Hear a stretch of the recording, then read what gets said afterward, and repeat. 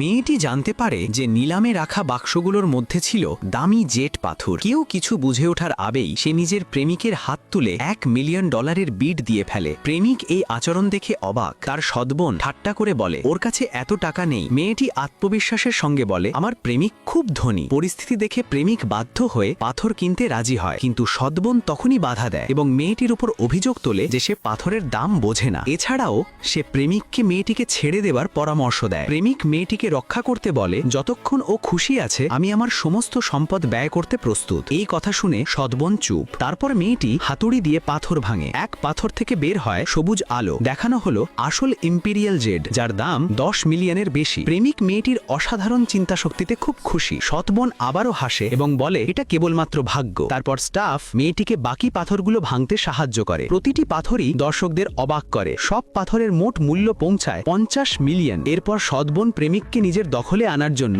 মেয়েটিকে একটি বিজনেস মিটিংয়ে ডাকে। মেয়েটি তাকে অনুসরণ করে এবং দেখতে পায় তার প্রেমিক সৎবোনের সঙ্গে খুব কাছাকাছি বসে আছে। মেয়েটি রেগে খাম্বায় হাত মারে। খাম্বায় ফাটল ধরে যায় এবং সৎবোন ও প্রেমিকের দিকে রাগে চিৎকার করে, দূরে যাও, আমার প্রেমিক থেকে দূরে থাকো। প্রেমিক বোঝানোর চেষ্টা করে, কিন্তু মেয়েটি আরো রেগে যায়। সে মাটিতে পা মারে, টেবিল ভেঙে যায় এবং সৎবোনকে সতর্ক করে যে তার প্রেমিকের দিকে আর হাত দেবেন না। এরপর মেয়েটি পালিয়ে যায়। প্রেমিক তার পিছু নিয়ে আসে, বোঝানোর চেষ্টা করে। প্রেমিককে ধরে সে বলে, তোমাকে অন্য কোনো মহিলার এত কাছে আসা উচিত নয়। আমি এখন বাড়ি ছাড়ছি এবং আমাদের সম্পর্ক শেষ। এই খবর শুনে প্রেমিকের দাদি মেয়েটিকে মানানোর চেষ্টা করে। সে মেয়েটির বিছানার পাশে সোনার ইটের পাহাড় সাজিয়ে রাখে এবং অনুরোধ করে, প্লিজ চলে যেও না।